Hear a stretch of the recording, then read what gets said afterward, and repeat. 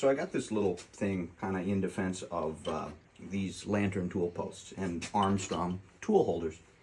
The way I see it is like we have a trend culture in any sort of hobby, where if you're into cars and you got a specific car, like every guy buys the same ignition parts because some dude before him said to do that, and maybe the guy was right in that application, or he really likes the way it runs. But it's not always the right or the best or the only way to do a thing. This is true with guns, like, oh, everybody gets a Kydex holster because it's kind of what's in right now. And when you go to YouTube, here's what's in. Get a Kydex holster, go to this maker, and it's usually the three same recommendations for this type of thing that you see. It's definitely true of machine tools. Nowadays, if you go on Practical Machinist, or if you go on like Hobby Machinist, if you're on the forums, and you're telling guys that I bought a lathe and I'm kind of a beginner and I don't know what to do, you'll oftentimes get some old piece of American iron with, these types of holders, these Armstrong holders. This one is J.H. Williams, but it's the same concept, same type of holder. These have been in use for, by now probably 150 years or something like that. And guys on the forums will say, without fail, they'll be like, hey, what you want to do is ditch that thing, just throw it in the scrap heap, and buy a quick change tool post, which I have around here somewhere in the melange of mess.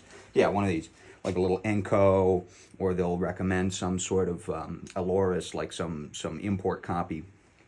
They're not like wrong about the utility of a quick change tool post, an indexing tool post. If you're making a bunch of parts, if you got a bunch of operations, if you're working in a job shop, if you need to be kind of quick, these can be a little bit of a pain. But also, they're totally bulletproof, and there's nothing that can go wrong. Come in here.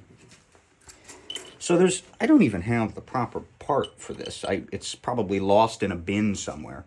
But it doesn't matter. There's usually a little rocker piece that sits in this depression on this washer, and you kind of move it back and forth, and then you tighten this down, and you get the angle just right. And the reason they did this was going to be a YouTube short, and now it's going to be a YouTube long. The reason they did this is because back in the days before, indexable carbide tools, high-speed steel turning tools, this type of thing, this is a blank, they could adjust the rake angle of that tool by moving this on that rocker and get a better surface finish for a different material. That's not, so much the case anymore with indexable carbide, and obviously carbide is rad and has its uses. But I think the notion that you just chuck this thing is pretty foolish, and it's that trend culture that we talk about. Nothing to go wrong with this. You can shim it so that the height of your cutter bit is on center.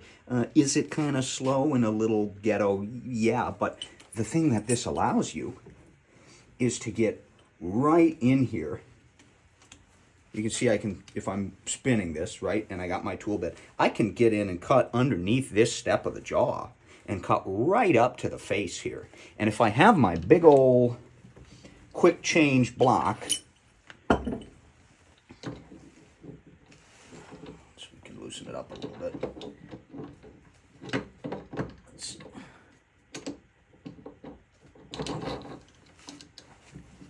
I can't get anywhere near, even with, a little bit of angle and a longer cutter bit sticking out, which is more prone to chatter, of course. Now you got this big flexy bit of high-speed steel that's sitting out.